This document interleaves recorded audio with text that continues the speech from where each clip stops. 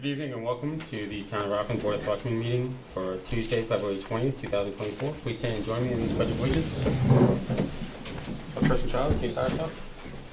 Pledge allegiance to the flag of the United States of America and to the republic for which it stands, one nation, under God, indivisible, with liberty and justice for all. Thank you. Please be advised that this open meeting is being broadcast live and recorded for playback by WRPS at youtube.com/WRPSRockland. Please go to WRPSRockland.com for further information. First on the agenda, community announcements. Doug? I have none tonight. Okay. Next on the agenda, minutes from 2/6/24. I'll entertain a motion to approve. Motion to approve? I have a motion. Do I have a second? Second. Motion and a second. All those in favor? That's unanimous. And that's an abstention. Yes.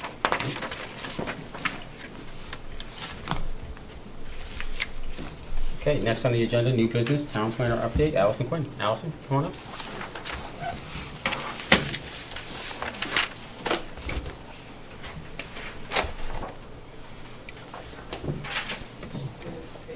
Can you guys hear me okay? Absolutely. All right, I'm working on projecting my voice a little bit better. I heard Doug say that too. Well, good evening. Thank you for having me in for an update tonight. The first thing that I wanted to share is that the planning board will be hosting a public hearing on the proposed MBTA Communities mixed-use zoning district next Tuesday, the 27th. The town has worked diligently with the ZBA, the planning board, and a consultant to identify an appropriate place for redevelopment to comply with this new state law. The mixed-use district is proposed to be up in the area next to the Park and Ride along Hingham Street, including Commerce Street and the Hingham Town Line. The proposed zoning will include first-floor commercial and second-floor and above residential with public amenities. This proposal is to help Rockland become compliant with the new zoning requirements of the state law. Secondly, the planning board will put forward an article to update the town's flood maps for consistency with updates to the FEMA maps. That's something that you have to do every year as well. I would also like to share that with the board that we have submitted a grant application to the Metropolitan Area Planning Council, or MAPC, for a technical assistance grant to put toward a new housing production plan. The town's housing production plan expired in 2021, and this plan is a necessary tool to combat affordable housing and the housing stock crisis here in Rockland. The town recently requested a letter of certification of safe harbor from the Executive Office of Housing and Livable Communities. Despite being in reach of the minimum subsidized housing inventory, 10% requirement, we were denied due to the expired status of the town's housing production plan. I have also been working on identifying tools for compliance with the state's Cannabis Control Commission's new social equity requirements. I've drafted a potential score sheet for hearing any new cannabis license applications on an equity to non-equity 1-to-1 ratio should a new cannabis license become available in the town. We will also be publishing any finalized updates on the town's website for cannabis license applications to become more transparent. I've also been working with my colleagues on ways to improve the Zoning Board of Appeals and Planning Board application process.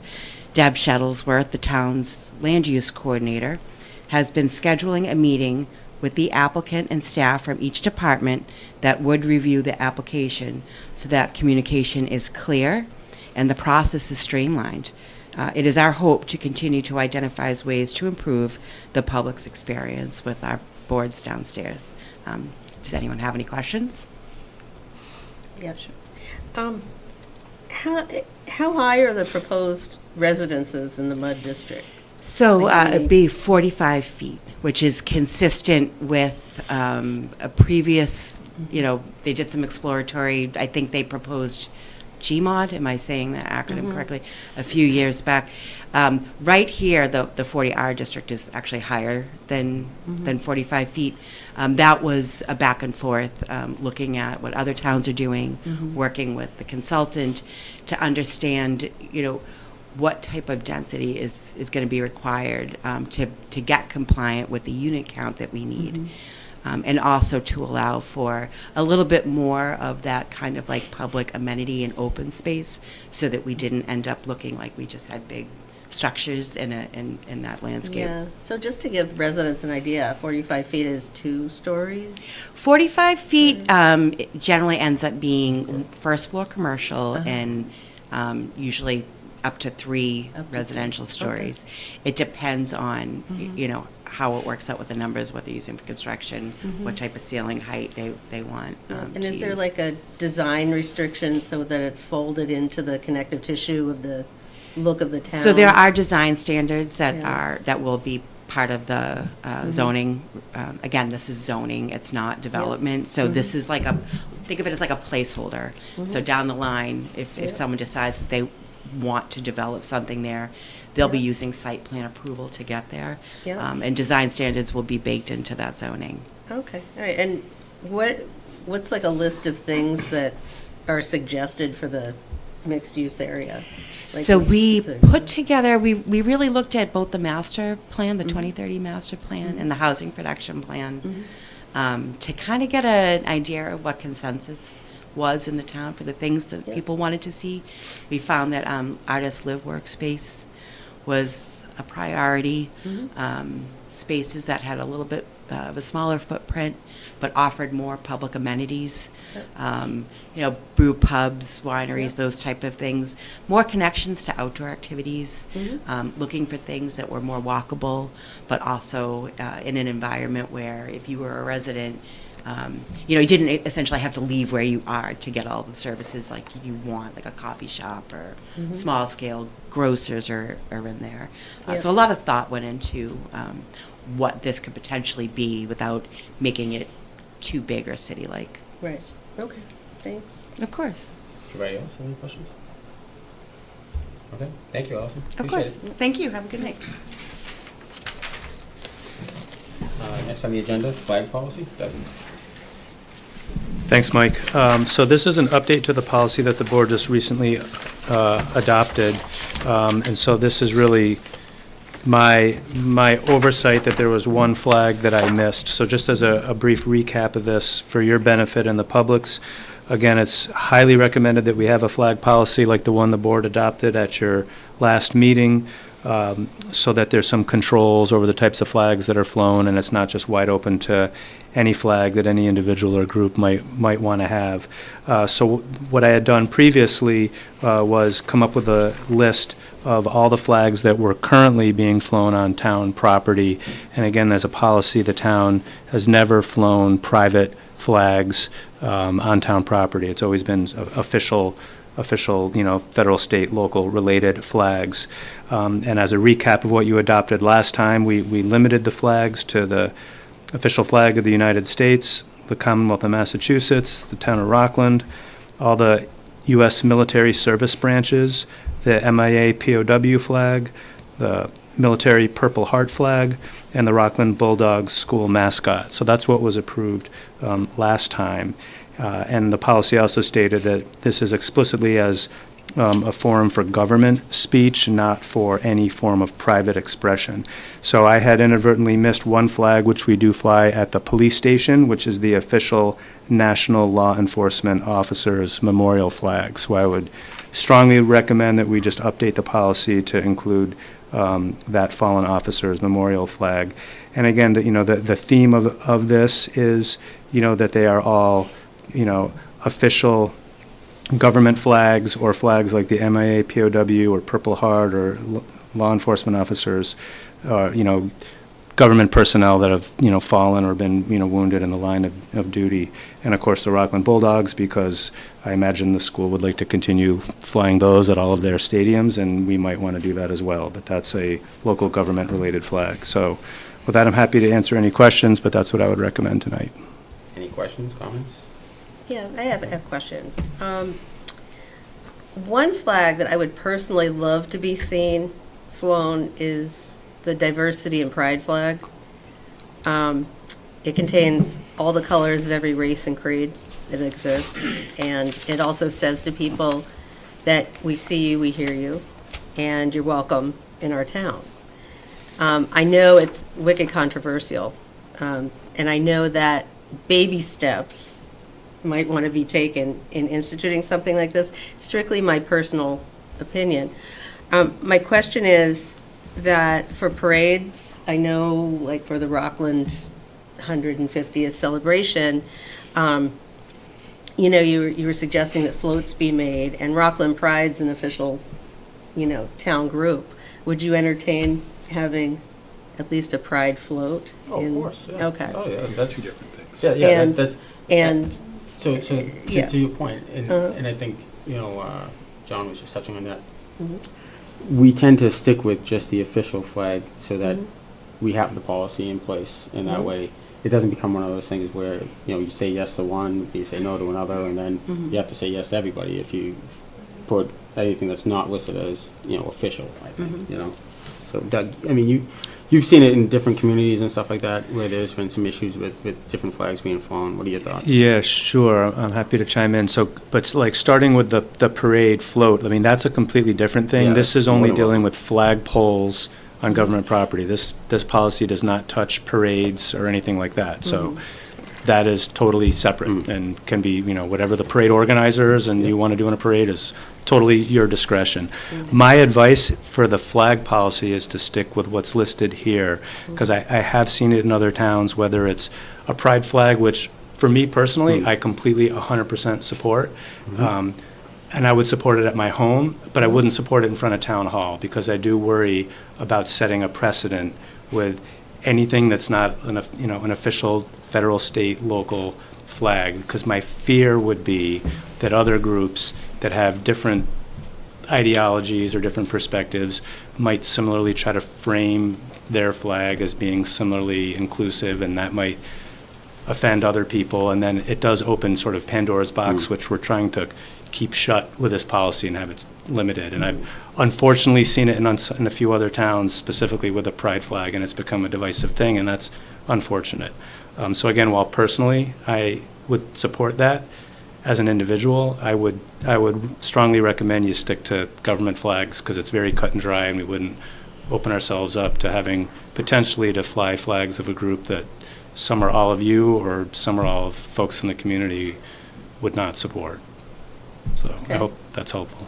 well, I just also wanted to say that, you know, we're having trouble having people draw nomination papers to run for open offices and elected positions in this town. And I would like to make it a priority of mine going forward to reach out to more diverse groups, to have their voices be heard, and maybe even have a diversity committee.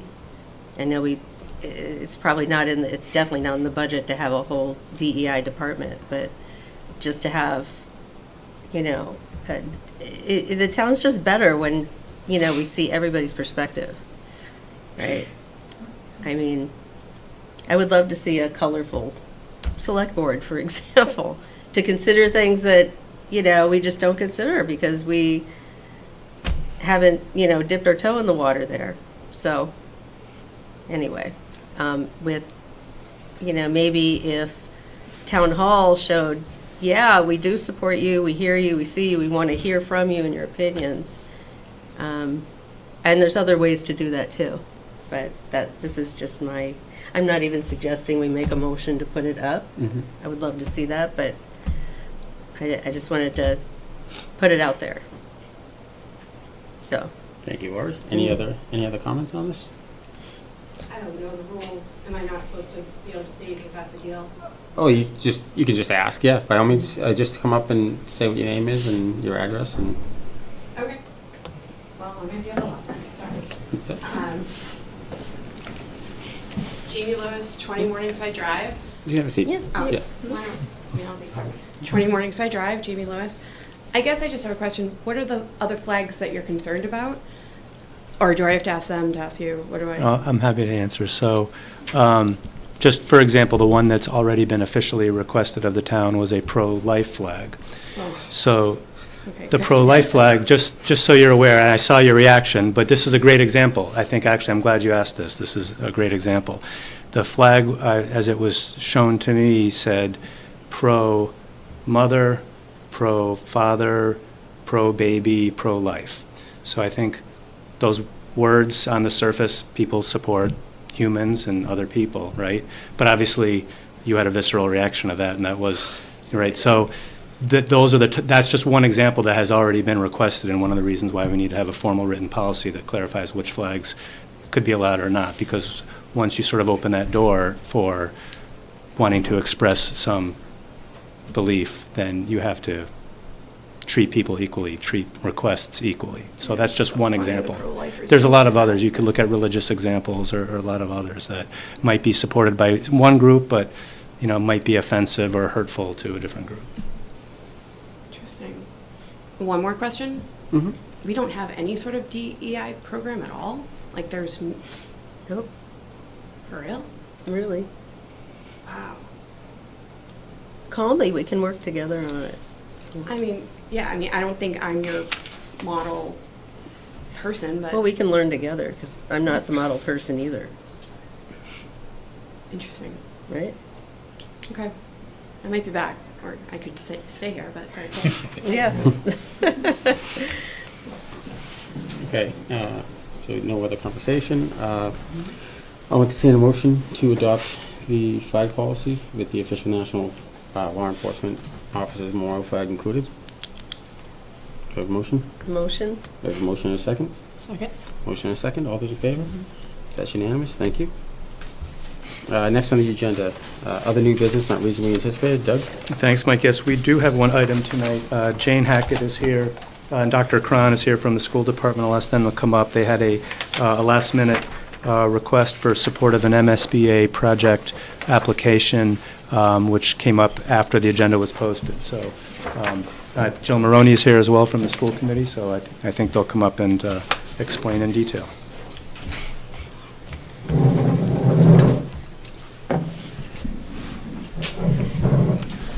Good evening. Welcome. Thank you for having us. Yeah, no worries.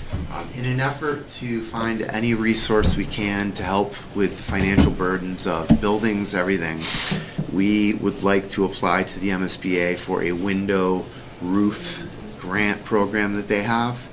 And we need a vote of the Board of Selectmen and the school committee to make that happen. It's just allowing us to submit a statement of interest and to get the ball rolling, but it's trying to get, again, the MSBA money to help us fund a roof and windows for the Eston School. Roofs. We're not eligible for the window. You sure? Positive, Did we yeah. find that out? Yes. So, new information is coming in as we speak. We were trying to find out, like 25 years old, it has to be at least 25 years old, but they've given us millions of dollars, so we just, that's what we're asking. Do you want to maybe Sure. get these? Yeah.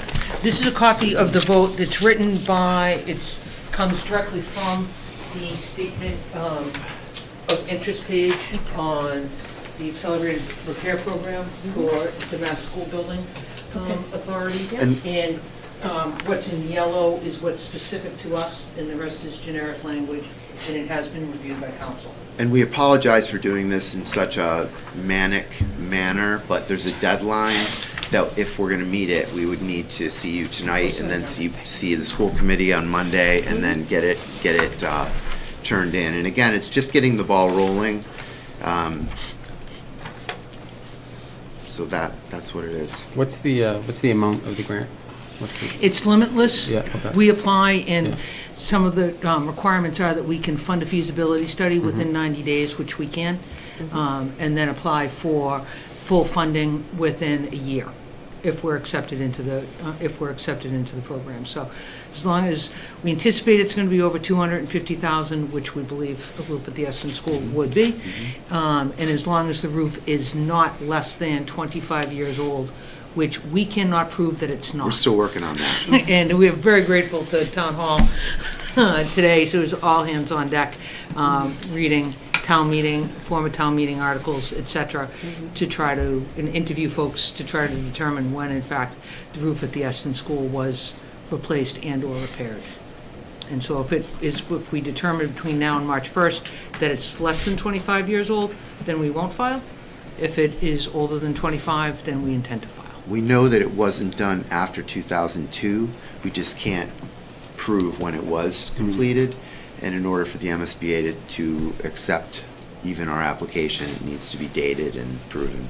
But in order for them to begin the process, we need a vote of the Board of Selectmen, followed by a vote of the school committee to be able to submit. It's free money. Anybody have any questions, comments? Yeah, I had a quick question. Is it a matching grant or is it? Similar to the Phelps project, we received $35 million from the state for an $86 million project. So it's based on income, property values, all kinds of but the grant program, it will reimburse us or help pay for such a project. Okay. So, and it works in your school budget for, what, 25, 26? Well, the reality is, the Eston School was built in 1968. Its HVAC systems are out of date.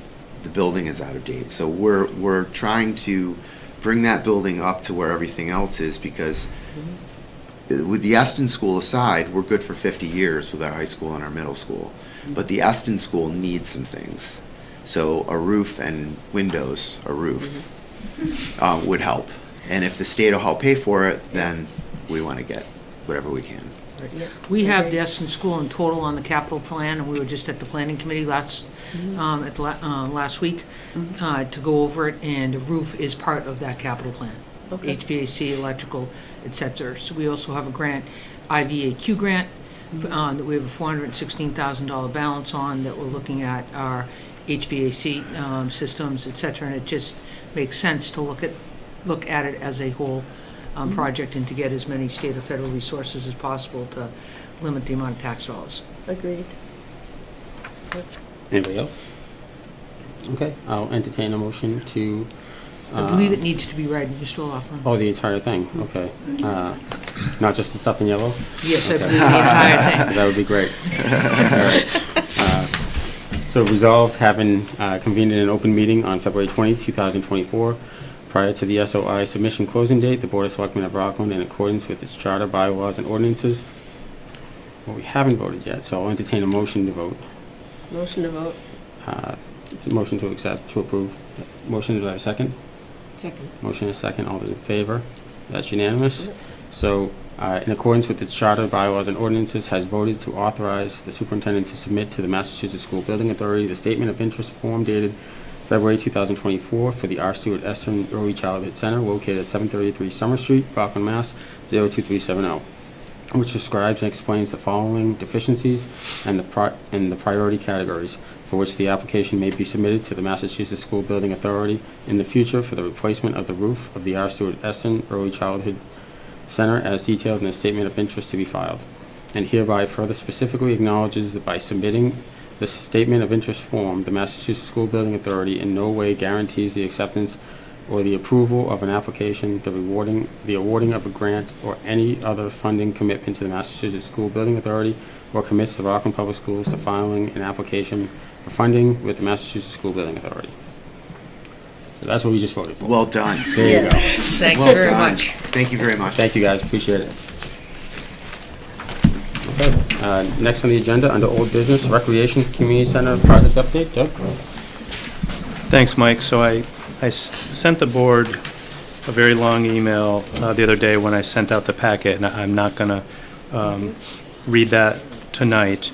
I will make a funny comment, though, something John Ellard said to me when we were talking about it on the phone the other day when I asked him if he had read it, and he said he's read it a couple times, and I gave him a headache each time that he read it, and I understand. It gave me a headache writing it, too. It's complicated. So the purpose that I wanted to have this on the agenda was I wanted to put all my thoughts out in writing, number one, to make sure that I'm not missing anything, and number two, to make sure that I'm aligned with what you all want me to pursue and want us to pursue.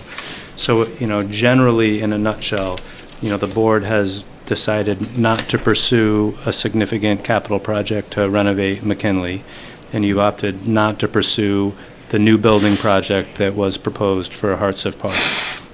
So the only other options we have are to essentially kind of continue with the status quo, which, I've stated previously many times, and I'll state it again now. I think that's a terrible option.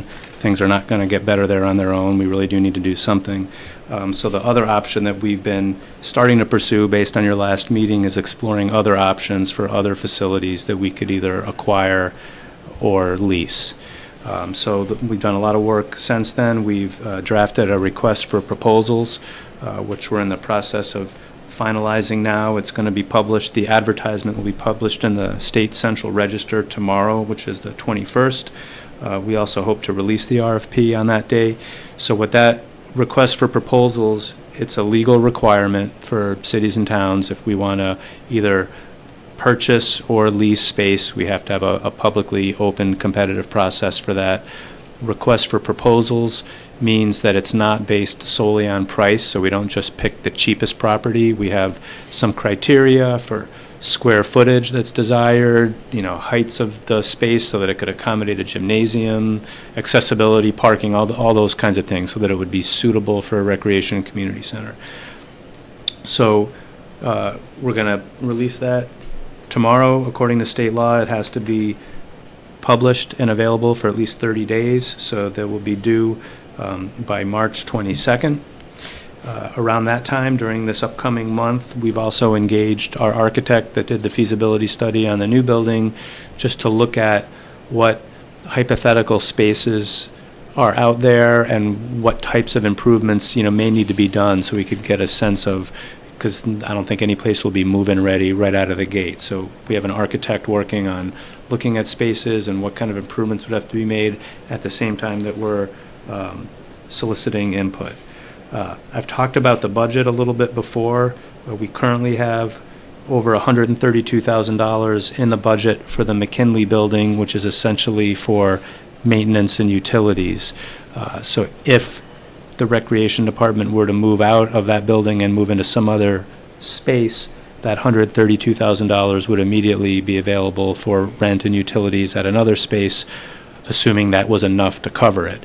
And that's a huge if. I think it's very possible that it would not be sufficient to cover that, and certainly won't be sufficient if we look at improving a space that we look to rent.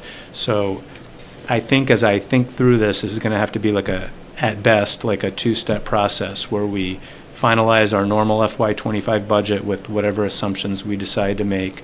And, by the end of next month, we'll look at what opportunities are out there. But I don't think we're really going to have time to nail down all the numbers and know exactly what it's going to cost to improve everything and come up with that funding all in time to finalize the warrant by the end of March. Theoretically, it might be possible, but I just don't think it's likely. So what I think may need to happen in a best case scenario is that we find a property that may be suitable, and maybe there's some short-term arrangement made, but I think we'd have to then spend some time to look at what kinds of improvements would have to be made, how we'd want to finance them, whether all up front, one time, as a public construction project funded by voters, as a one-shot deal like a capital exclusion, or whether we'd want to have a landlord make improvements and then we finance that over time with higher rental lease payments. Either way, I think we'd need to go back to a special town meeting to sort that funding out one way or the other. So that's kind of where I'm at. I know Jean, our rec director's here in the audience. I'll certainly see if she has anything to add. I think my sense of what I've heard talking to Jean about this in the recent week or two is I think there's definitely some, disappointment and frustration that they're not going to be able to get what they really need, because what they need is what was proposed, and we've already determined that's not affordable. So I think there's a lot of frustration and disappointment about that. But there's also a good mentality of, Jean said this many times, they'll make anything work. Whatever option they have, they'll make it work. So that's kind of the two things I've heard you say. I don't know, Jean. Okay, bye. Yep, if there's anything you want to add to where we think we're at right now.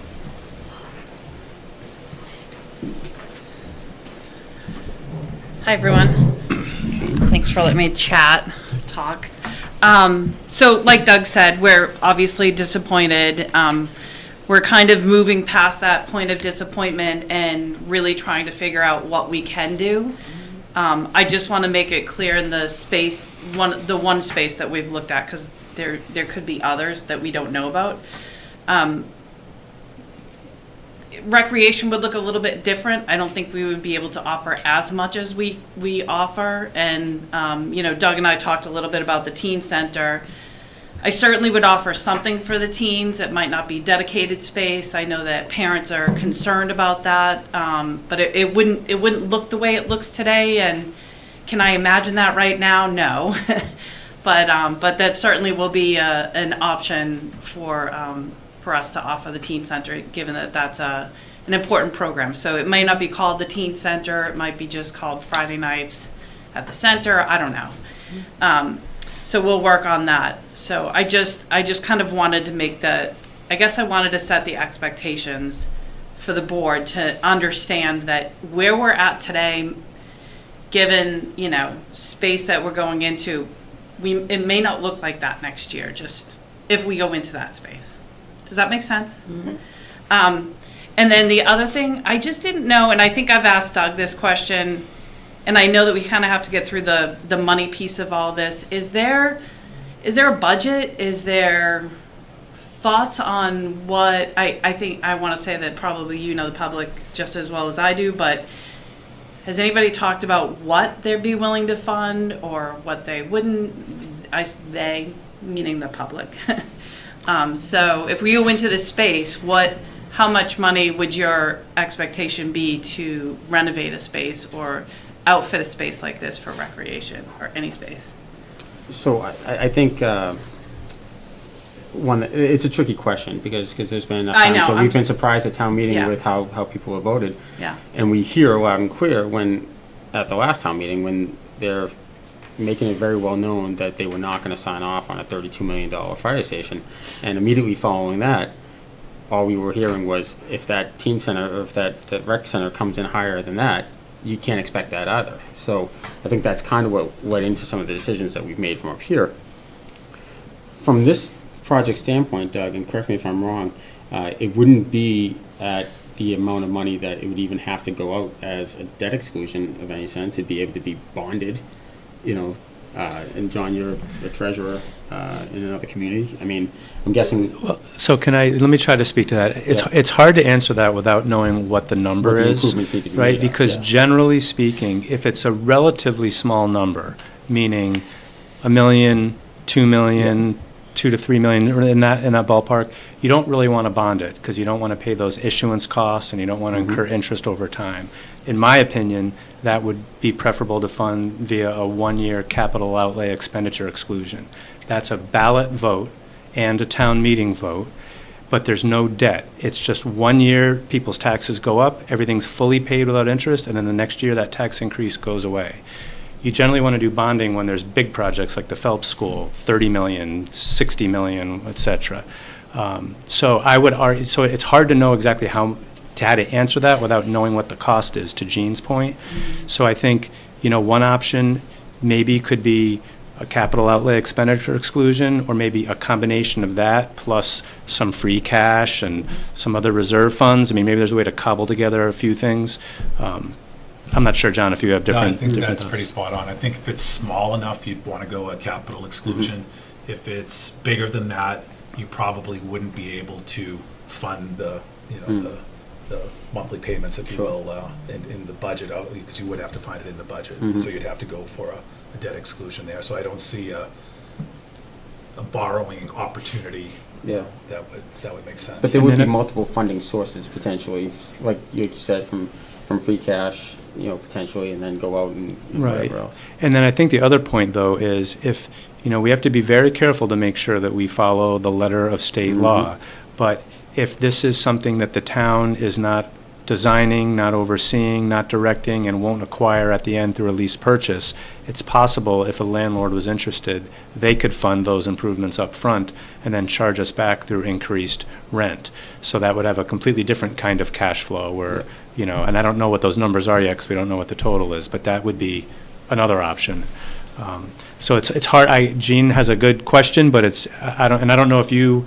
I mean, I guess it would be helpful if you had a number in mind. Right now we spend $132,000 on the McKinley School. You don't want to go over. I'm making up a number. Double that. You wouldn't want to spend more than $260,000 a year, I don't know, or maybe you have a hard stop at $3 million for a capital exclusion. I'm just arbitrarily picking numbers, but if, I suppose it's a valid point that if you did have a target in mind, that would be helpful if we get to the point where we identify space and we have some options to help us live within a budget, but we don't even have a space like confirmed yet, so. Yeah, I think we'd have, that's a good point. We'd have to confirm the space. I think we'd have to probably sit back and have some meetings with the architecture team, as well as meetings with this board, and figure out how that projects as far as any kind of an increase to the residents as well, and figure out what that budget would be at that point. I mean, right now, I think it's premature when we haven't even officially identified a space Right. to talk about. And that's my cost. biggest thing, is that the timing of this is so tricky, because I just Yeah. don't think we can, figure all this out by the end of next month and have everything buttoned up in the budget. I mean, at your next meeting on March 5th is your last regularly scheduled meeting in time to put a ballot question at the annual town election. So the proposals won't even be due until 2 weeks after that. So I think a capital exclusion is out of the question for the annual election, which doesn't mean that you couldn't always call a special election later if we had a special town meeting, special election in the summer.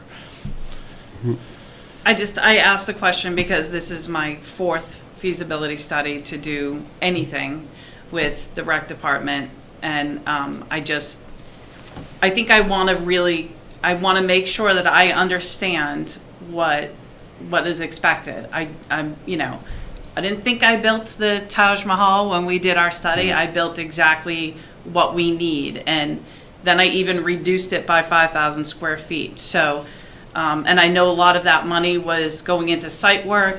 We have a lot of water in that area, so I do understand that. But the building was still conservative. At least that's what I thought. So obviously, Gene, I mean, you proposed, a few years back, you didn't propose, but it was proposed to us about the improvements from McKinley School. And at that time, it was $24 million. And every one of us on the board took a deep breath and were shocked at the price of $24 million to improve a building that was built in 1912. And we kind of said, all right, well, we got to come in lower than that. And we were hoping that the next plan that came forward was below that number, but obviously COVID happened and the world got really expensive. So it's, for me, I think I said in the last meeting, if this time around a new build came out at 20 million, I'd be like, well, that's amazing, 20 million in this day and age. I'd 1,000,000% be able to endorse and put that on a warrant.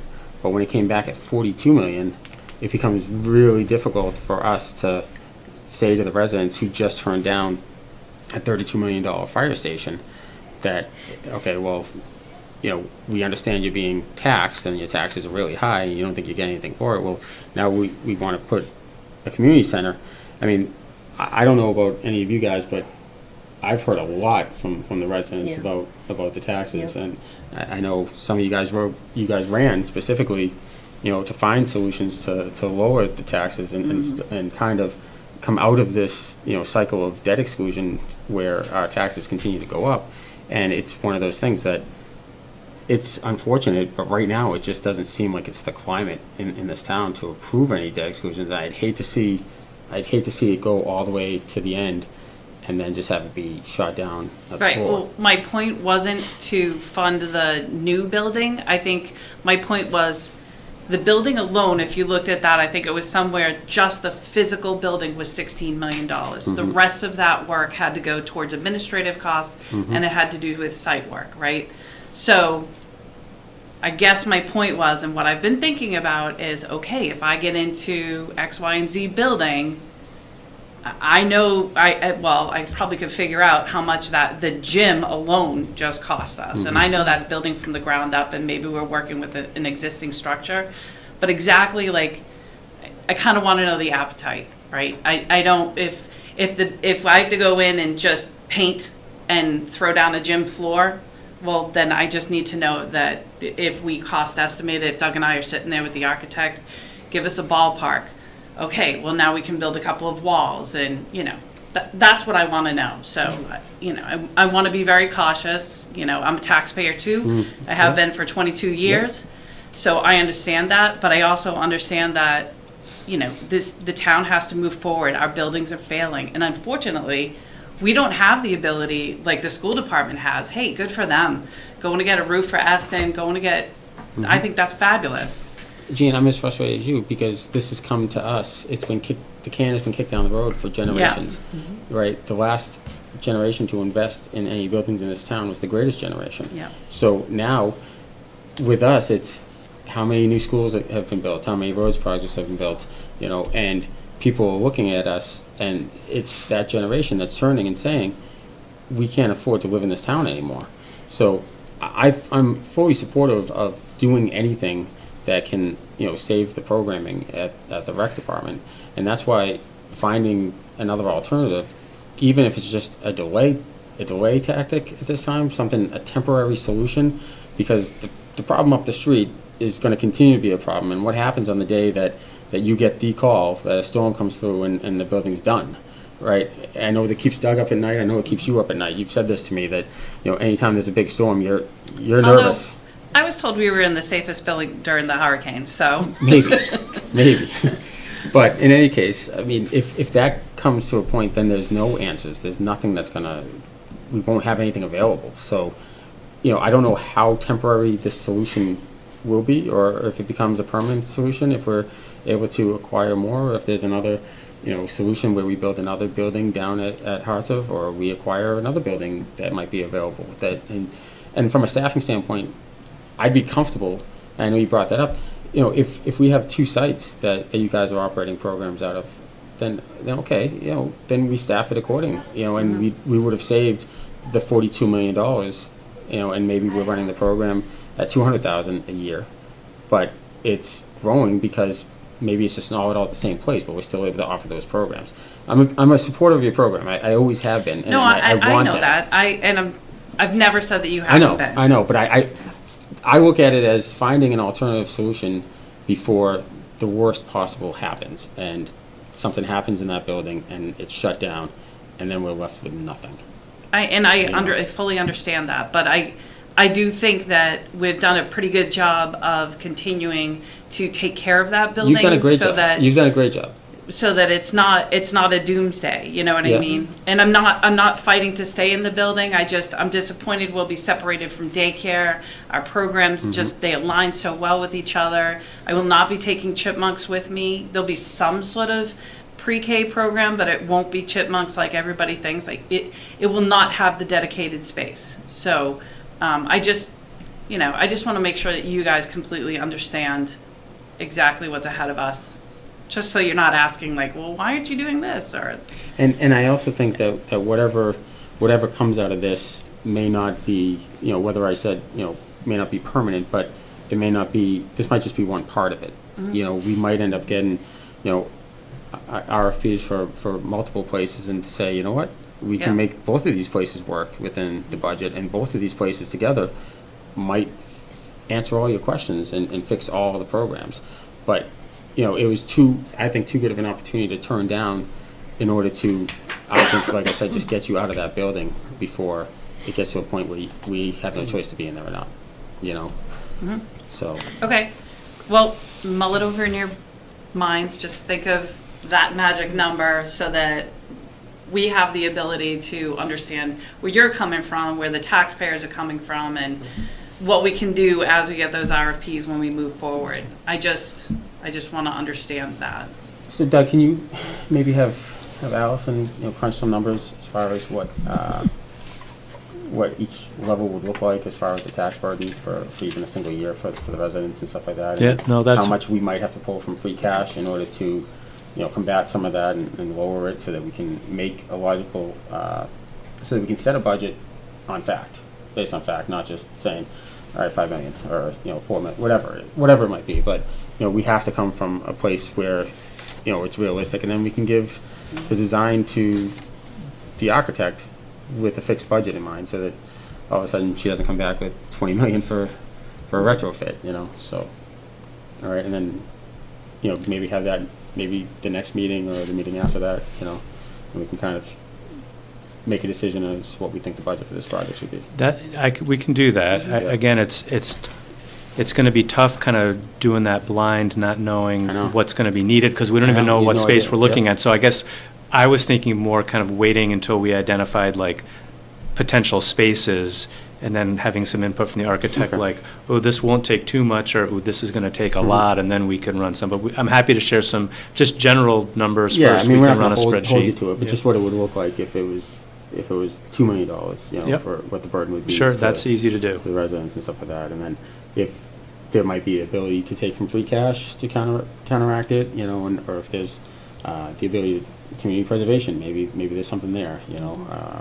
I'm not sure, but something, anything, just so we have some idea, you know. I understand. Federal grants, maybe. Yeah, I don't put much stock in that, but it's always, you know, one of those things that we can look into as well. But And the last thing I want to say, and I want to reassure the public that, you know, the building's not going to fall down tomorrow. yeah, I And wasn't trying to say that. No, it no, I was, know you but- weren't. I but know you we don't weren't. have a crystal ball, But and I don't think it's going to fall down. I but- think we're talking like, you know, we're hanging out. I know. There's no But bills in front of us right I now, want to but- make sure that they understand that it's not going to fall down tomorrow and that we're in pretty good shape. So if nothing works out, then, you know, at least we're going to continue to work to figure out a solution, whatever that solution might be. So I just want to make sure, because like you've had conversations with people, I've had multiple conversations with people, and I just kind of, those are just some of the conversations that we've had, so. Right. Yeah, Thank you. I had a question. Yeah. Because I'm hearing mostly from people who are in Rockland Daycare in the program, and they're very, very concerned Mhm. and upset. How many Rockland families utilize the daycare? That's actually tough for us to even comment because it's not run by Gene. That's Oh, it's run by that's the a school school. department. That's right. You know? That's right. Yeah, so, I mean, on average, if you want to say there's 12 kids per classroom, and what do they have? 1, 2, 3, 4, 5, 6, 7 classrooms. Okay. Like 80. Yeah, and then, and kids come and go, because some kids go to the EASE program, some kids come back from the EASE program, so there is a little bit of a fluctuation. I know that they do have a waiting list right now, and they've had a waiting list, so I don't know for what classrooms those are. I think a majority is for infant and toddler, but, yeah, From what it's I something they understand, they're like, not all of the families are Rockland families. Some are kids. The majority are. They're school They are. teachers and Okay. police, fire. Okay. Yeah, the majority All are. right. Some are not, but Yep. majority are. And we cross too. So some of those kids go to our Chipmunk program, and then they'll go back over to daycare. Yep. And then sometimes they even get walked down to our afternoon programs. So Okay. it's a busy place. Yeah. Yeah. Okay. Just wanted to I guess I'll just add that if there are any families out there who are unhappy with this decision or whatever, there's still time to pull papers to run for either the school committee or up here. So I figured I've been begging the last couple meetings. You just go upstairs, I'm just kidding. Go upstairs for that. Town clerk. Down. We got 10 minutes till they close for the night. And tomorrow is the last day to pull papers. I thought it was Friday, but it could be. I I thought, think let's see, it's right in our packet here. Let's see, February 21st, oh, okay.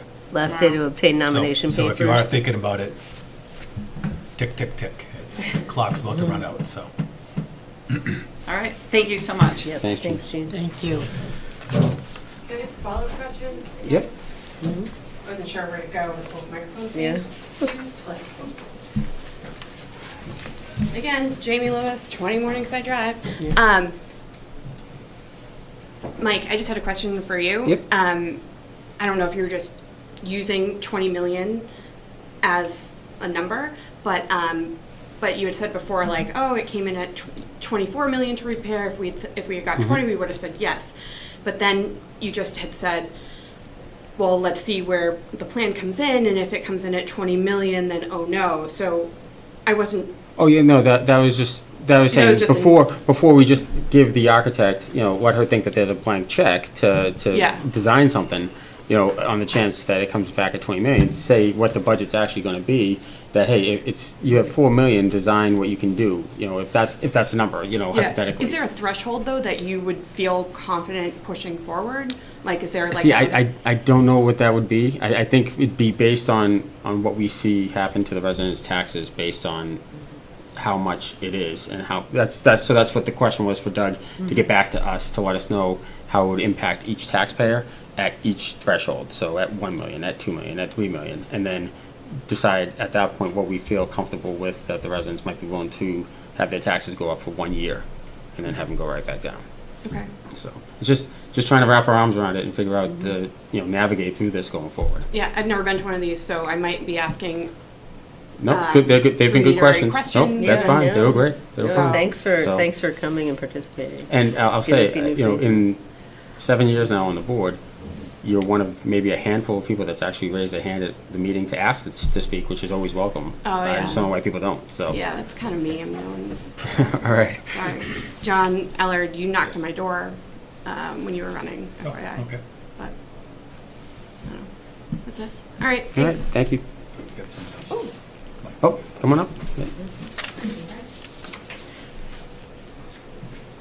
Hello, I'm Andrea Davis, 53 Millbrook Drive. I've talked to two of you that are up there recently, and I appreciate your response to my email. So I'm a daycare mom and I'm a community center mom, and that my daughter is in Chipmunks this week while daycare is closed, and will probably be going to summer camp through the rec center this summer. So to answer your question about daycare, it's probably the only affordable option that's in the area, and I know that it falls to the school committee, but when it almost closed in 2019, that was going to be financially devastating for the 80 or however many families, primarily in Rockland, that rely on that, right? So part of the benefit of McKinley or having programs together is that the kids grow up and they know Jean's team, and so then when they have to go to vacation programming, Good that's through the transition. rec center, or, you know, they graduate into summer camp, they know who those people are. They're familiar with them, it's helpful in that transition, and they also help each other in that building. I think the only thing that I want to say is that we have to be careful about saying the town and what the town doesn't support, because yes, the voters are really who are making the decisions, but let's consider the population of Rockland against the number of people that are voting, and then let's discuss what the vote split is. The fire station was 54% opposed. That's not enormous. But it was was at enormous the at back. town meeting. At town Because it meeting was it 2 was. votes taken, and at town meeting, it was, what? It was overwhelming at town meeting. You're right about the Yeah. ballot. The Yeah. ballot was 55-45, but town meeting was And there was testimony overwhelming. of people Right. basically just getting up and telling us, you know, we had no clue, or we're complete out of touch with reality, so. But the ballot is what would make that decision, right? It's the ballot that decided if it was going to go forward or not from a building Well, perspective. The ballot was actually less relevant. It's town meeting that is the highest form of government within town. Right, And but that was done but first. both need to happen. Both If need to either pass. one failed, the project's dead. They Okay. both needed to pass in order for the project to pass. Yeah, And the so, town meeting was first. The election was, it was at the annual, right? So elections in April, town Town meetings in meeting was May. first, I think. No, the election was in April. Ballot. Yeah. And the town meeting was in May. Who hasn't voted the town meeting? Is it? Every Any resident, resident. yeah, any resident. all the residents. Any voter. Like any any registered voter. If you got all, like, how We many have families? If about you got- 12,000, we have 18,000 people. We And around have, 12,000 registered. we have 12,000 registered. We're lucky if we get a quorum of 250. 250. Yeah. Yeah, so I think, you know, the numbers do matter, and I think my goal, I have little kids, right? So I've considered running for different committee seats, but it's hard for me to even be here at 7 o'clock because bedtime is at 7 o'clock, and I know a lot of you are familiar with that, whether it's now or earlier in your time. My goal is to get parents together because I think there is like a significant gap in the people that are coming to town meetings. There are You're people right. who have kids You're in right. K through 12 course. who are really involved with school committee, and then there are people that are using Jean's programs when their kids are littler or they're at the daycare who just aren't aware of these conversations. Look at the room tonight, right? Like it was like this last week too. I think Yeah. it's like that all of the time. But which is what we've been saying. Yeah. I mean, we don't want to just sit up here and assume that people are watching our meetings online. There's Yeah. so many people that come up to me and they say, hey, well, when was that talked about? I'm like, it was talked about at the meeting. Well, I don't have time to watch the meeting. Well, I don't have time to go door to door either and tell you everything we talked about You at do the have meeting, time right? to post on Facebook. Oh, we I will do, say and we that. do.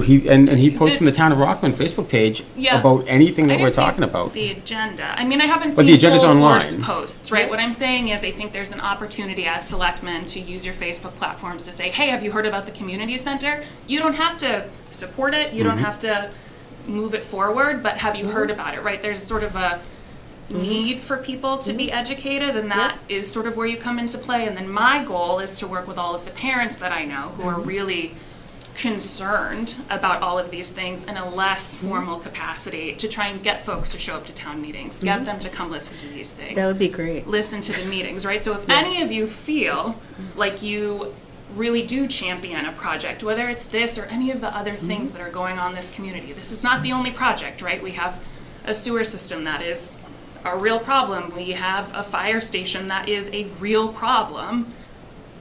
I am loud. I can't run for office right now, but I'm loud and I'll talk to anybody. So if there's something that you need championed and you feel like you don't have time to do it, I will do it. But I think it's really important for us to talk about the town in realistic terms. The town is not telling you no. The people that are coming to the meetings are telling you no. And so that is something we all need to be concerned about. How do you get more engagement? Right. And I think it is important to think about these community programs from really cradle to all the way to senior.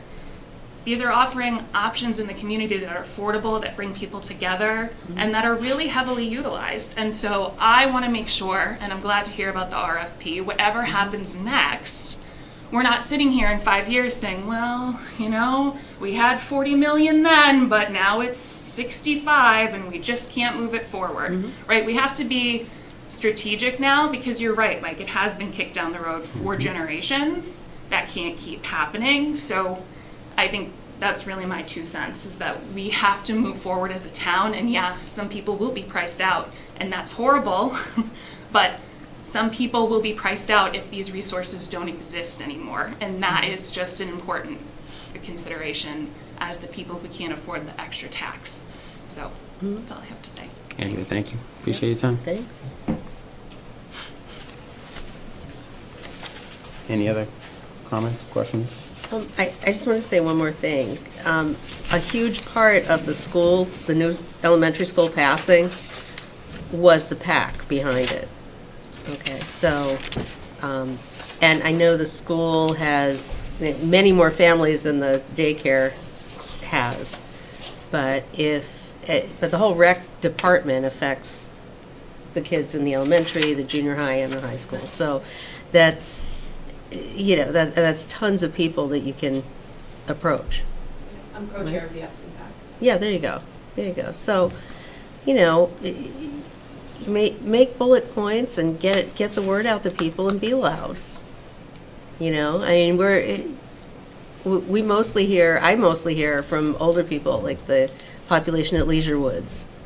You know, and the senior center, and, you know, and we go to the elementary school. Doug and I go there once a year to talk to the civics classes about town government and stuff, but it's, you know, we're hoping they go home and tell their parents, or their parents might want to, you know, participate. So that's how we reach out, or have reached out in the past. So, you know, if you get a huge pack together and bring them all to town meetings where there's standing room only, then, you know, then you make your voice heard. Yeah, just to build on that, overcoming apathy Yeah. is the biggest thing. Right. We have a 8 or 10% turnout at a local election. That's sad, and I've said this a couple times at meetings. This current election, we're going to have zero contested races. And it's typically like that. I have never Yeah. heard of nothing. I mean, I can see maybe some of the, you know, the smaller committees or whatever, you have someone who on there is doing a good job or whatever, but none. And it's, again, 8 to 10% turnout, and that's like, we think that's good. That's awful. We have 80% turnout to vote for president, where your vote matters literally nothing. Yep. But your vote matters everything. We have 8 to 10% turnouts. Get people to get involved, and it's kind of be like that grassroots PAC level effort that you guys can help change that way more than we can. I mean, this is where the rubber hits the road. Yeah. And It's from a the PAC talent. standpoint, as far as organizing a PAC, we are not allowed to because we're elected officials with selectmen. But any resident can do so, and it has to be organized in the manner that she said, grassroots. You know, Yep. it comes from you guys, and I always say it. You know, people get upset about, you know, how come there was, you know, a PAC for the fire station, or how come there was a PAC for the school building, and how come there wasn't one against it. I'm like, well, because they didn't organize it. You know, they didn't bother organizing it. You know, people just at the last minute realized that it was on the ballot, and that was it. And usually, as select board members, you know, we try to put it out there for the residents to make the decision at town meeting or on the ballot. And it's just, you know, to John's point, it's apathy that we've tried to overcome. And we started the Facebook page, we started the Twitter account years ago, and, you know, the town hall newsletter, you know, there's stuff on RPS all the time. Doug does these interviews with department heads, you know, to give people as much information about what goes on in the town as possible. And we don't hear anything. And all we hear is stuff that we hear at town meeting when you think something's going to pass, and all of a sudden you're like, wow, who knew that it was this There's negative? a few people that actively work to Yeah. have it not pass, so. Can I make a couple of comments too, Yeah, Mike? by all And means. I appreciate your comments. Yeah, it'd be great. Just all of us have kids, so we Mhm. all know what it was like when they were younger. Just a couple of observations. On the social media front, you know, when we did a number of public outreach meetings on the rec center that we proposed to the board, and we videotaped those, and we put all those videos up on Facebook, and we promoted those through social media. And social media is good. I also get a lot of negative feedback about that, particularly from older voters who aren't as engaged in social media, and they feel like that's not fair to them because we're only targeting like a younger demographic. So that's just one thing I want you to be aware of, as far as social media isn't the panacea for all demographics. I think the other point too that I was going to make is the fire station project was $33.2 million, and with the debt exclusion that we proposed, off the top of my head, roughly, it came on average for an average single-family home to be around $330 a year for tax increase, so less than $1 a day. And I got yelled at. We all got yelled at about how could we burden taxpayers with that amount. And unfortunately, I have heard from, not unfortunately, fortunately, I've heard from you. I'm happy to have heard from you. But what I was going to say was, unfortunately, today is fortunate. No, but what I was going to say was, unfortunately, all the other feedback that I've heard from everyone else in the community, which are just random people that choose to reach out to me, is, what was I thinking? They already said no to $33 million because they couldn't afford it, and that was made loud and clear to everyone that presented at town meeting. Was everybody agreed with the project? They know we needed the project. It was important for life safety. They just couldn't afford it. So if they couldn't afford $33 million, why aren't we listening? Why do we think they can afford more than that? And unfortunately, all that matters are the people that turn out to vote, because that's who decides. So I know I'm not telling you anything you probably don't already know, but I just want you to understand kind of like where I'm sitting. It's a very hard thing to try to reach all aspects of the community, especially where we don't have a dedicated newspaper. The Patriot Ledger just retreats more and more and more. It's very difficult to get coverage in there. So absent some of the methods we've been doing, you know, like Mike talked about the newsletter, that's something we put a lot of ink into, you know, that project. But it is hard. It's hard. And so I appreciate your comments. I hope that was helpful. Maybe we can get some of the high school kids to go to the senior center and teach some social media stuff. I mean, just thinking. Half kidding, but I don't know. Could work. Right? Community service. And those that are getting older have had social media for like 20 years, so maybe pretty soon social media will be more acceptable. Yeah, it's not cool anymore, so I feel like we're Right? all Facebook's aging not in. cool anymore. No. I had it when it was .edu is the only way you could get on, you know? Okay. Anything else? All right, moving on. Next on the agenda, FY25 budget. Doug? Thanks, Mike. So there's a lot of material in your packet. The first page I want to highlight is the list of capital requests and other uses of free cash. We don't have certified free cash yet, so I don't want to really spend much time working on this, but I just want to, but we should have it by our next meeting on March 5th. But I want to highlight again that I've highlighted in yellow or gold the requests that have come in for things that are not physical capital items, just other requested uses of free cash. So for example, overtime for police and fire for active shooter training responses in schools, things like that. I've also added 2 new requests that are highlighted in gold from the school department, which are relatively significant dollar amounts. The first is for $400,000 for foster and homeless student transportation in the current year, FY24, so that would be at the special, at the annual, and then $300,000 for sped out of district expenses. Again, you can see the total requests for free cash totals over $8 million, and we are most certainly not going to have an $8 million free cash certification. So there's one large item in there, a ladder truck, but obviously a lot of other things are going to have to give in order to be able to accommodate that. So that's where we stand with capital and free cash. I'll have an update on that at your next meeting. Once it's certified, we'll look at the capital plan and we'll come up with our list of recommendations. Side note on that, I was talking to an official in the town of Falmouth over the weekend. They had like over $22 million in certified free cash this year. Like, amazing. I had to do a double take, so it's just, I just thought that was interesting. Before we move on, can we kill the heat in here? I don't know if it's just me, but I am. Thanks, Gene. I mean, going into the budget, I don't want to doze off because it's warm in here. So. No problem. You got it, Gene? Yeah. Thanks. It's either hot or cold, it's... Maybe it's me. Do you want me to open up the window? Are you dizzy or? I'm not quite dizzy yet, but I'm good, but that'll help some. Thank you. Sure. So what's included in your packet is the complete line item detailed full budget.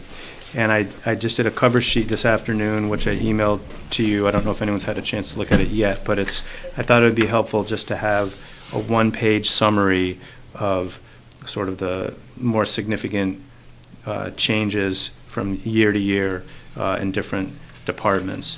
So before I go over that, maybe just one thing I want to highlight in the detailed budget document is, if you notice, there's a number of line item accounts that are highlighted in blue.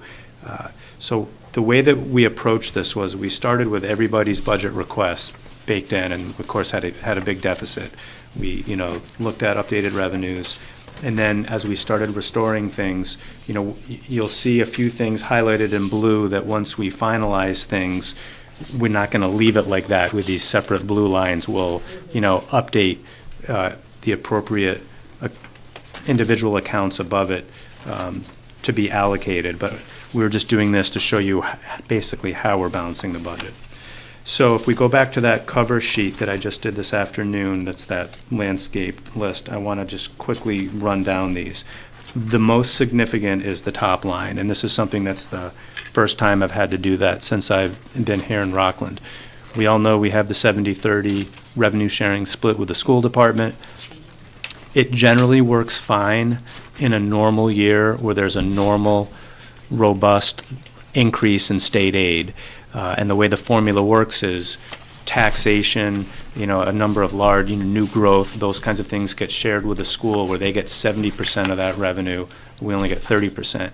Same applies to state aid like Chapter 70. So when there's a large increase like that, it works fine. We net out of that revenue sharing agreement certain shared expenses, for example, health insurance, things like that are outside of our control and do affect, all the departments, and that's how we get to net revenue.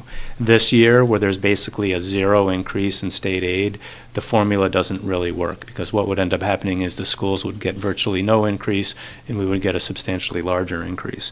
So as I've been looking at the numbers and talking to the school superintendent, what I'm proposing, again, this is extraordinary. I would consider this a one-time only, a one-time change, not something I would recommend changing permanently, would be two things. And you can see the total of it is listed on the summary sheet. And then if you go 2 pages into the page that looks like that, that's the formula for the 70-30 split. So basically what I'm proposing is, in addition to giving the school their traditional 70%, which is about $388,000 increase, I'm proposing to give them the town's 30% share, which is $166,000. plus give the school an extra $300,000, which is the net amount of Medicaid revenue that we generate from the federal government for Medicaid services that are provided in the school department. It's all provided in a school setting. So that's a total of an additional $466,000 that we'd be providing to the school department. That would make their year-to-year budget increase coming from Rockland taxpayers at 2.87%, so a little under 3%. I think that's warranted this year. Obviously, there's a lot of other things that we could be using those funds for on our side, but I do think having some degree of parity is important, and also understanding that many of their costs are also beyond their control due to various state mandates, and it's really frustrating that they're required to provide ever-increasing costly services without a concomitant increase in state aid. So that's like my first line, is there's like a $466,000 shift, so that's obviously significant. I'll just kind of quickly run through some of these others. And again, these are year-to-year changes that I'm discussing. I'm proposing to increase our legal budget by $20,000 because we're going to have to engage in union negotiations with all 5 unions next year. Our data processing IT budget over $46,000, and that is all due to security, hardware, software, and all the various licensing fees. That's becoming more critical every year. I'm proposing to cut our electric utility account by $50,000 as I'm shuffling around some of our net metered solar credits from the landfill. I think we'll be okay living with that year-to-year reduction. Our 911 regional dispatch, this is our upcoming, will be our last year of the 911 state grant. It's a 25% state grant. So we can afford to cut this $86,000 out of the budget, and that account will still be fully funded because of the state grant, but we have to be mindful that next year we have to supplant and replace that $86,000, which obviously that's going to be difficult, but we're trying to balance things this year.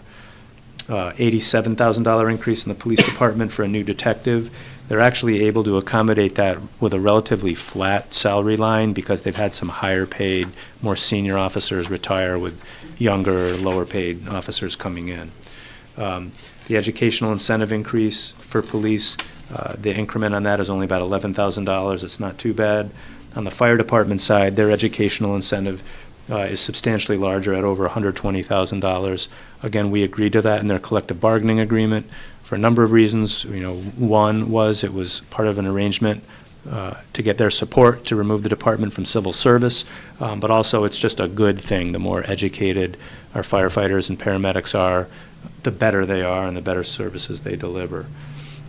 The next one is the cemetery. As you know, we've been forced to acquire the Mount Pleasant Cemetery. We've been fortunate that the town of Hanover has been managing that for us for free for the last year or so, but that's only a temporary arrangement. We're going to have to take over those operations, so this would fund two people and a modest stipend for an administrative person to handle those operations.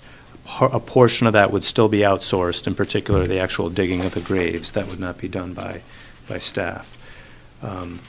Board of Health, there I have included in my recommendation an $8,400 salary increase for the health agent. This would not come from the general fund. This would come solely from the revolving fund, and it's based on data that we had from the last year, which showed that this would get the salary up to where it should be.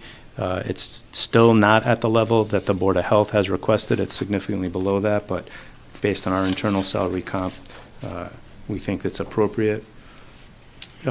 Recreation Department, there's the event coordinator that's currently a part-time person funded out of the revolving fund. This would increase them to a full-time position with that second half of their salary funded out of the general fund. I'm just highlighting, even though it's a relatively small increase, what I noted earlier on the McKinley building. It's around $132,000 is what we fund for that building operation, not counting people. That's only about a $7,500 increase from last year, and as I note here, this will not cover any potential improvements to spaces we have to lease, but hopefully it could cover most of the rent. Next, in the Parks Department, $19,000 for a new part-time administrative person. This is the only department that has no admin.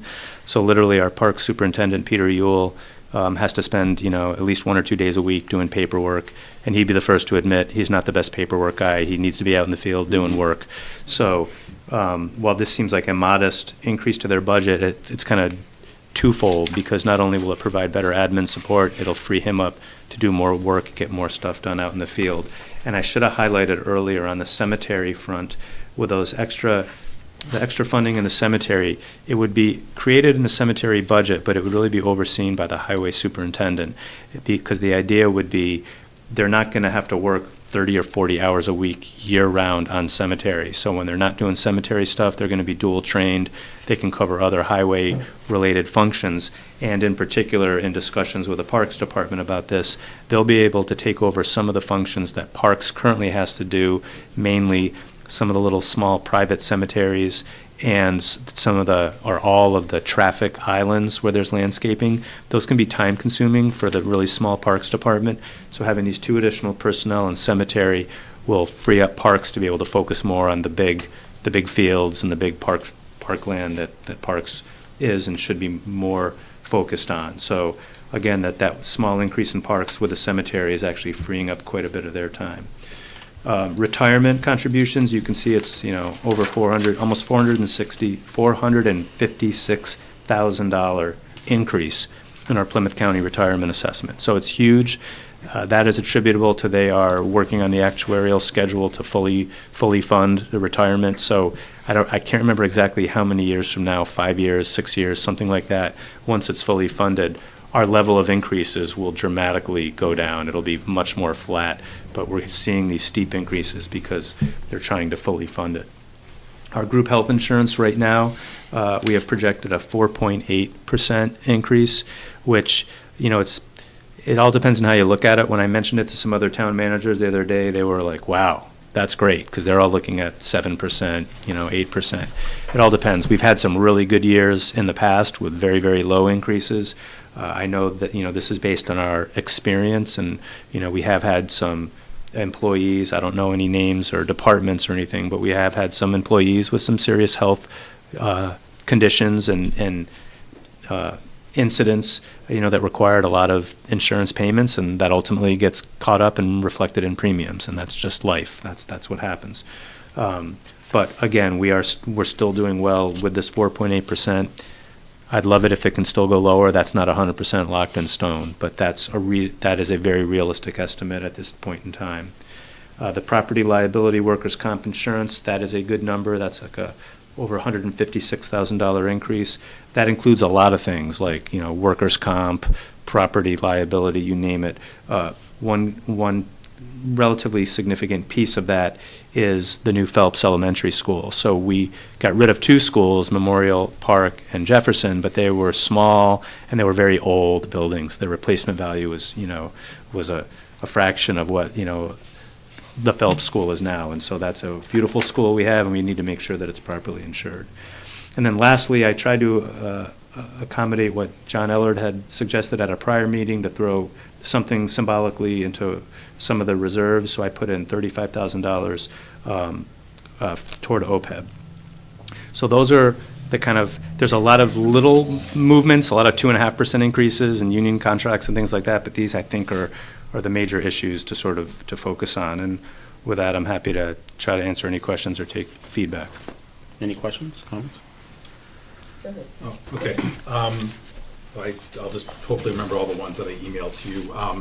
On the OPEB money, maybe we should split that across OPEB stabilization and capital stabilization, maybe like 15, 15, 5, just so we can put something into all of them rather than into OPEB. Yep. So The 5 would be capital yeah, stabilization? that would be the newest and smallest one. So that would be if we have 35 to spend, that's how I would maybe reallocate that.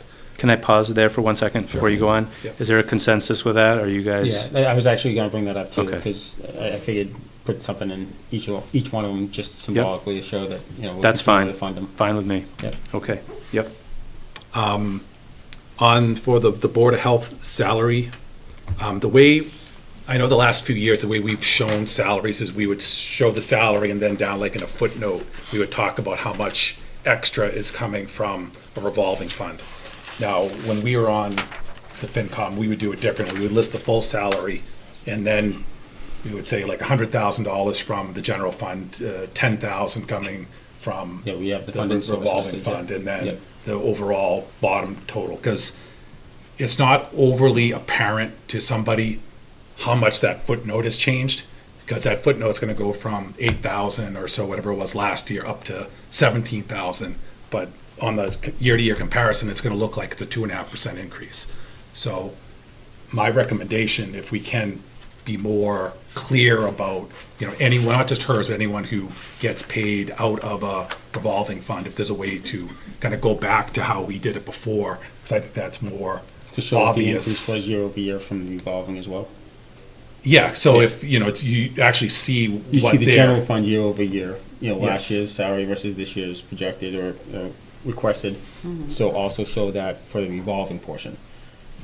well, what the they way, received the from way, when I revolving. went back 5 or 6 years and I just pulled up just a random town report, is, this, let's just say that the salary altogether from all the funding sources is $80,000. Yep. It would be listed as 80,000, but if 10% was coming from the revolving fund, down below, it would say that 8,000 is being paid from the revolving fund, but at least, a taxpayer looking at it can go, oh, employee X is really getting paid 80,000. I don't think they really give a rat's behind about whether it's coming from the general Yeah, fund or where it's revolving coming from. fund or wherever. So just so the footnote on the bottom saying X amount is from the revolving. As long as the top number Reflects the actually, actual pay salary. yes, Yeah, that would be my Yeah, that makes preference. sense. Yeah.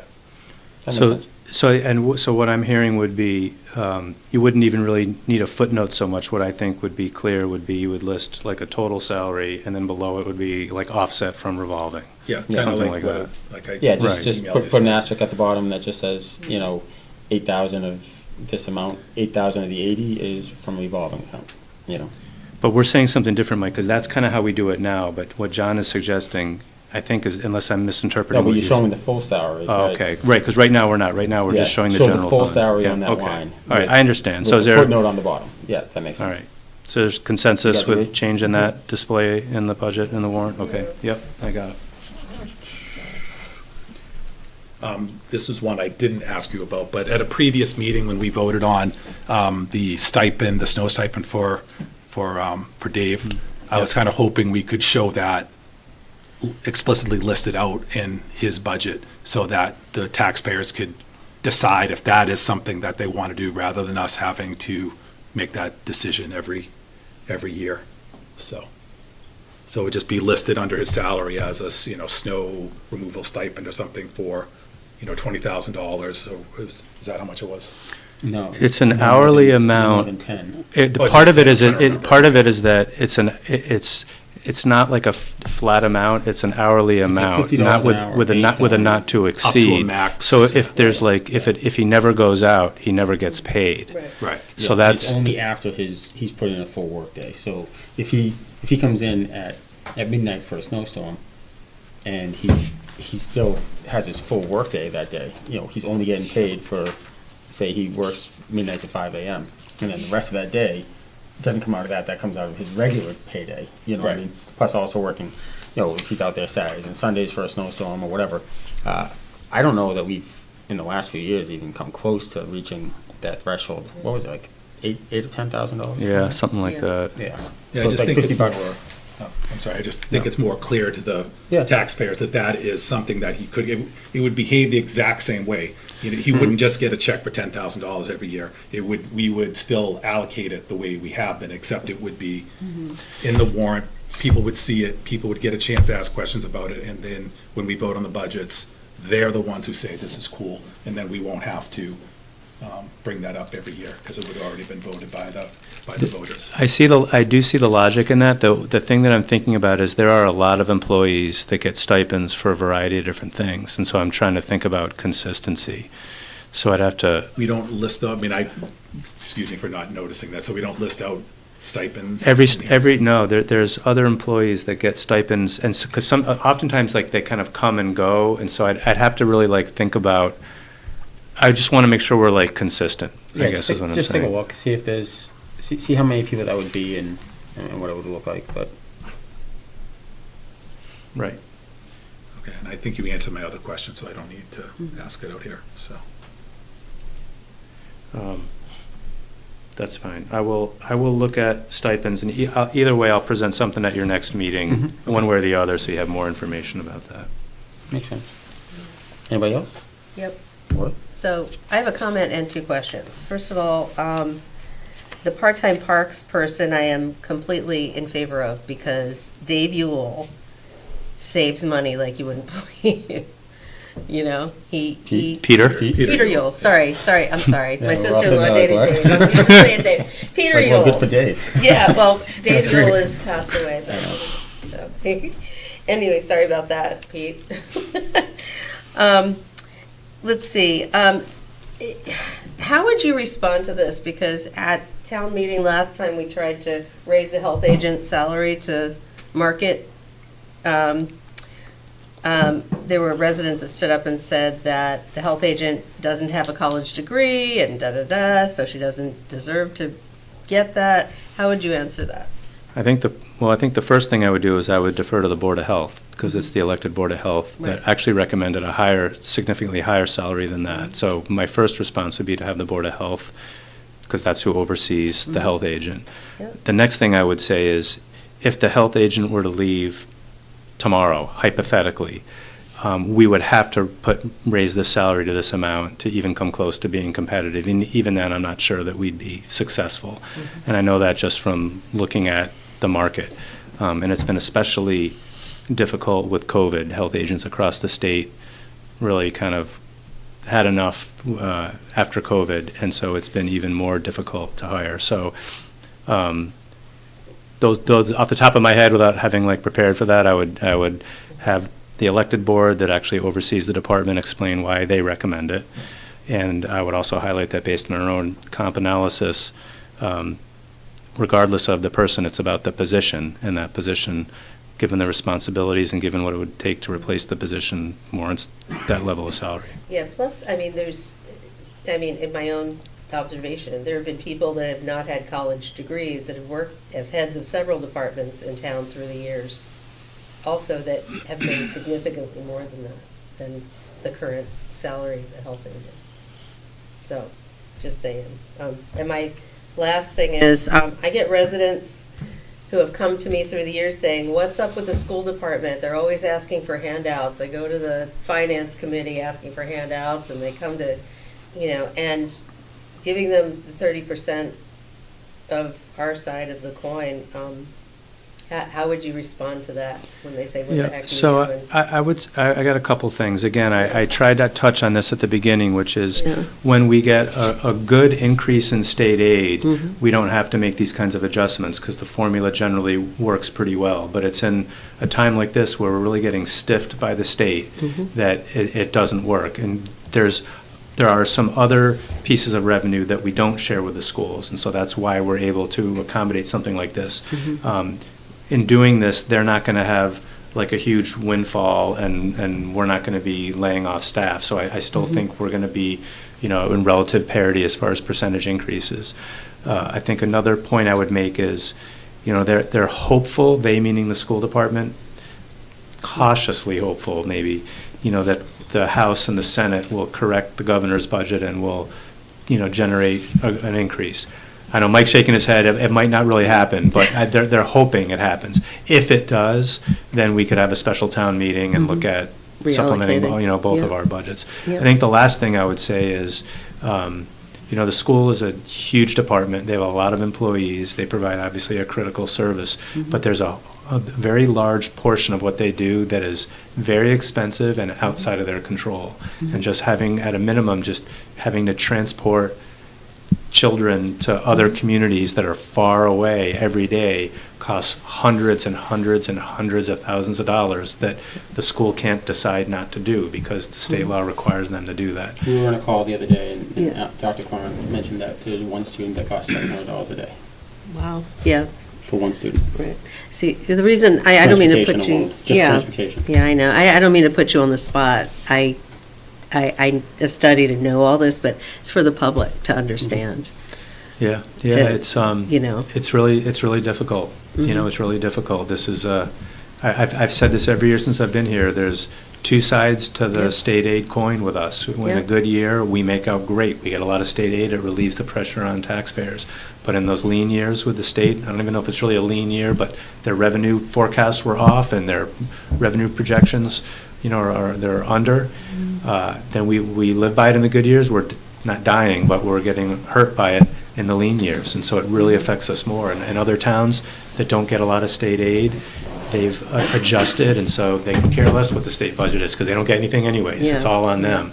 But, so unfortunately, that's the reality of our financial situation. Thanks. The state budget hasn't been finalized yet. The House didn't even do theirs yet. Right, so the problem is we have to have our budget locked in before the House budget even comes out. So all we can base it on is the governor's budget. So, Which is really like a paper rate, but. The cherry sheet.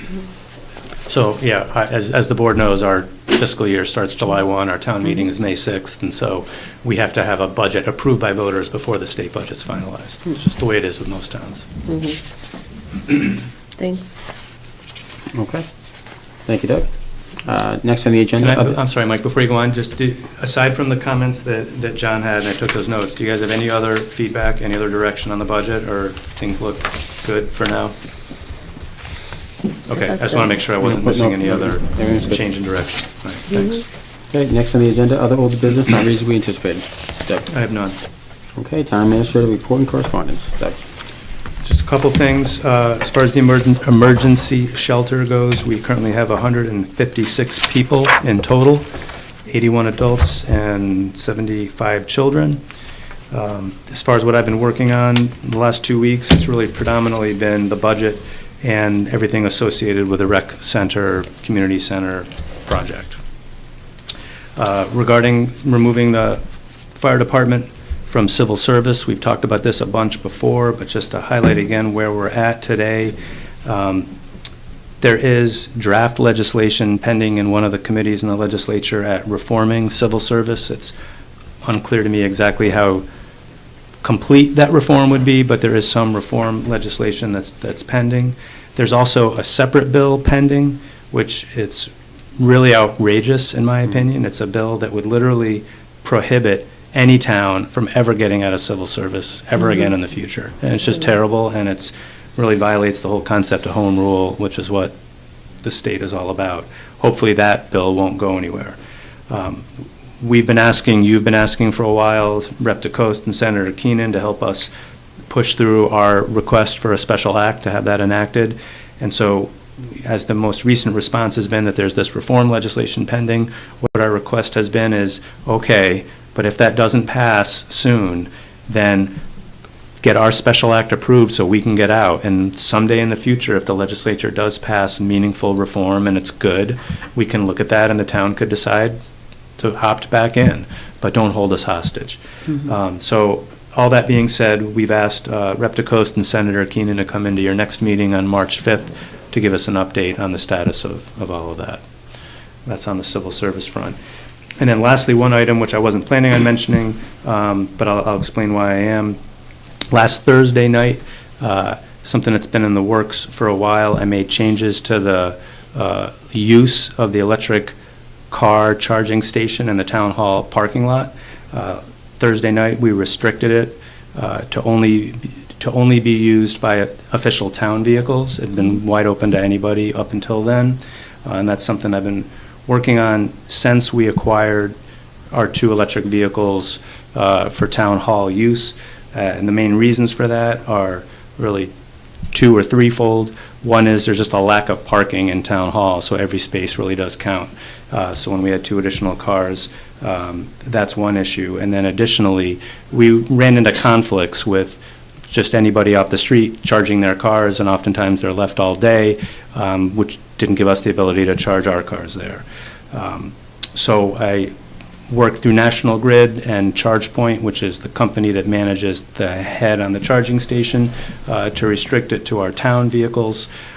We still do have the 2 charging stations at the library, and those are still free to the public, and I say free in quotes because it's free to the customer, but it's not really free. Rockland taxpayers pay for the electricity for that.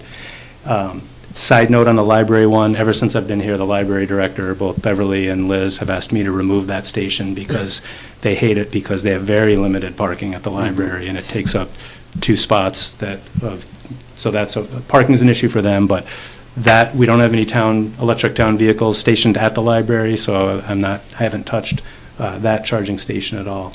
And then lastly, as we built the Phelps Elementary School and the turf field and all the parking there, we installed 4 additional electric car charging stations at the Phelps parking lot. So even by taking the 2 that we have here offline to the public, there's still a net increase of 2 when you factor in the 4 that we just put in at Phelps. And then lastly, as I was talking to Dr. Cron the other day, and somehow this came up, he actually expressed an interest in creating or constructing additional EV electric charging stations at some of the high school parking lot areas, because those are where the big lots are. So I forwarded to him and to Jane Hackett the information for various state grants where you can get charging stations put in at either reduced cost or for free. So I think it's possible that the school could be getting additional charging stations in the future. I know that some of their teachers use them. So I didn't highlight this publicly before, mainly because I know that many of the users don't live in town and don't watch our meetings, but my main logic was that the way these things work, there's an app you have on your phone, and I confirmed with the station that that night, Thursday night, when we made the change, it was immediately updated in the app, so my thinking was anybody that looks at the app will see that that's not available. But I know the next morning, John was aware that they weren't available and asked me a number of questions and asked me to talk about it publicly, so I just gave you all the details. And with that, I'm happy to answer any questions. Yeah, I think that makes sense. You know, we have 2 vehicles, we can't have them dead, otherwise it defeats the purpose of us having the vehicles. So, I mean, having these ones restricted outside of town hall makes perfect sense. I wanted to add that behind Market Basket in Hanover, there's something like 15 or 20 of them. You probably have to pay something for them, but it's pretty minimal, I think. So, I'm just saying. Anybody else? Yes, the reason why I brought it up is, to me, this has been a long-standing benefit that had gone in when we put the solar panels in a decade or so ago. They were always there. This was like I say, a service that had been offered to the public, and there was no discussion, there was no notice. It just, Wednesday at work, Thursday it didn't. And we can talk, maybe add it to a future agenda. I don't know how much we really should be talking about it since it wasn't on the agenda, but I just feel that's more of a policy decision than a town hall operation decision. That I guess I would have felt better if we said, all right, yep, we're going to do this come March 15th. It's going to go only town hall use, for example, if that's what the board decided to do. So that was my concern about it, is it just all of a sudden just went bing, gone, nothing, no discussion, nothing. Well, I think if I remember back when they were installed, there wasn't any kind of discussion whether or not they would be exclusively open to the public or to town hall. But I also think if we're running into the issue that we can't charge the vehicles that the taxpayers are paying for, or the taxpayers paid for the inspectional services to use, have we run into situations where they can't operate the vehicles because they're not charged? I mean, it hasn't gotten so bad that they literally died, but no, we had, again, there are some people that would leave their cars there all day charged, and again, parking is really, to me, it's always been a problem. I would respectfully disagree with John, because to me, it's a operational issue, because it's just dealing with responding to a parking and maintaining our vehicles. And again, from my perspective, there's we just created a net increase in the number of electric charging stations, and I'd be happy to help get more at the school parking lot where there's room. It's not, I fully support them. I bought the electric vehicles because I think they're important to have. It's just, look out the window and see the size of our parking lot, and we need to be able to charge them. So that was my line. Yeah, I mean, I think we can put it on an agenda in the next meeting or whatever. We can go into more depth and talk about it more, or if there's a consensus now. I think it's as obvious as a consensus, but to me, I think it's worth talking about, and maybe seeing if anyone from the public, I know, hey, we had 2 people show up here tonight, which is a first, maybe someone will come up and. Yeah, that's tell why I them, said yeah, we'll so- put it on the agenda for the next meeting or whatever, and if there's somebody out there that has concerns, then we'll hear those Yeah, concerns as well. it's- Yeah. I think to go through the exercise, even though if it's obvious, I still think it's important, like I said, especially since it had been in existence for a decade. There should have been some type of warning that it's going to go away on a certain date at a absolute bare minimum. That didn't happen, so, but. Okay. Yeah, we'll put that on a future agenda, and then we'll figure it out from I there. don't know, I just wanted to throw in my 2 cents here. I believe that Doug's the head of our department. Yeah, I think at the meantime, and- I support the decision. Right, me too. Because And- he's responding to, Yeah. whatever he's seeing the issue to be. Yeah, I And mean, it didn't you go know. in, we didn't go through a selectmen's meeting to create the Right. charging stations as public. Yeah. So, any change to the use, My recollection is that, I haven't gone back and checked the meeting minutes or whatever, but my recollection, when these went in, the idea was that National Grid paid for them, put them in for the public to use for free. That was but my- without having any electric vehicles for town. Like, it'd be similar to, I don't know, like the gas pump, right? I mean, residents can't use the gas pump in town. It's used for Right. private stations, Yeah. for the company, the town vehicles. town In vehicles, this yeah. case, these stations are used for town vehicles, but now there's other stations, what do you say, a net added to? There's a net increase, we have a net increase in charging stations, so that's why I just, Okay. And, and also, like I was saying, I mean, Doug's the head of our department, and I don't feel that we, as a whole, as a board, can tell any head of a department what to do. Well, if it's Or, under the hypothetical that was a policy, that should have been discussed by the board first. Now, whether or not it was or not, Yeah. we can debate that. But if it was, which is my contention, it should have been something we discussed and directed him to do versus him going out and doing it on his own. Which I understand, he gets to make all the decision on how town hall operates. My contention is that if we're gonna, like I said, if we're gonna change a policy, Yeah. that we should be changing the policy, not Doug. Well, I think that there's a lot bigger fish to fry for our board than that. I don't disagree, so- but it's, And I have no problem with Doug making that call, especially since he accommodated the same service in other parts of town.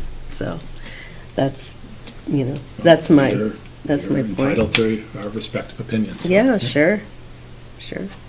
It's, I just wanted to put it out there, that I don't think he was out of line in doing that. Out of line strong, but Yeah. again, it's not quite what I was saying, but I thought we should have, 1, discussed it, and 2, at least said, hey, come March 15th, come April 1st, whatever, it's only gonna be for town hall use vehicles, that would have been a better way to. And to qualify it by saying there's also other Yeah, vehicles. and that- to announce that, I didn't know those were Which he there. announced this evening, right? There you So go. that's a good thing, and getting word out about these is a absolute good thing, so. Yeah, let me think more about it, and we'll pick it up at another time possibly. Okay, that's all I can ask. Thank you. Okay. that's all I had. That's it? Okay. Selectmen's comments. Comments and opinions expressed by individual members do not necessarily reflect the views of the Board of Selectmen and the opinions and comments of only the individual member. Select-Person Elwood. Let's just say one last time, the deadline's tomorrow, 4 o'clock, or 4:30, excuse me, to come in and get those papers. So- Is it 4:30? I think it's 4. Is it 4? Or- It's 5 o'clock is the deadline. So they're gonna stay open an extra half hour, just on the off Well, chance it's- someone's coming in. well, But anyways. It says it on the I think it's paper. 4 o'clock. If you're gonna run, get your butt up to town hall tomorrow. So, I can't even imagine having a local election that will have nothing at stake. And it's, again, getting back to that apathy and no one caring, and it's just sad. And so you got like 17 hours or whatever it is to make your mind and pull papers. So that's it. Thank you, John. Select-Person Childs. Yeah, just to piggyback what John said, well, first of all, it says here the last day to obtain nomination papers by 5 PM is tomorrow, and the last day to return them to the town clerk is by 5 PM on February 23rd. That doesn't sound Yeah, right, it's does 2 it? It's the 2 days. Is it? Okay. All right. So, and also, I mean, I understand why people may not want to run. I mean, they see all this, I don't even know how to describe it, on Facebook, people spewing misinformation and coming at one of us on Facebook. I mean, we have very thick skins up here. And, you know, we're laser focused on trying to move the town forward, because when a town stays stagnant, everything falls down around it. So we're trying to change things for the better within reasonable budgets, and it's not easy. And I can see where people might be scared off because of, you know, all this negativity online.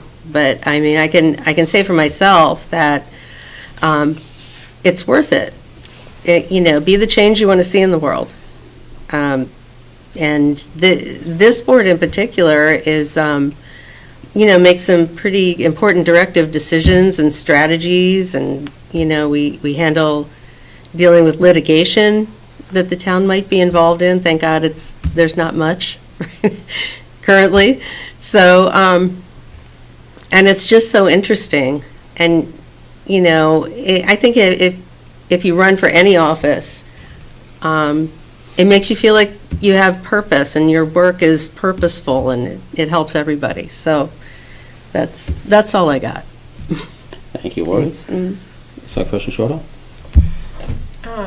Thank you, ladies, for coming. It's great to see people that are willing to take the step up. I've worked for the town for a very long time, and I have always said, you cannot complain about the problem if you're not willing to work toward the solution. And that means getting involved. And I've watched the numbers. I was the town clerk. I watched the numbers. We have 18,000 people in this town.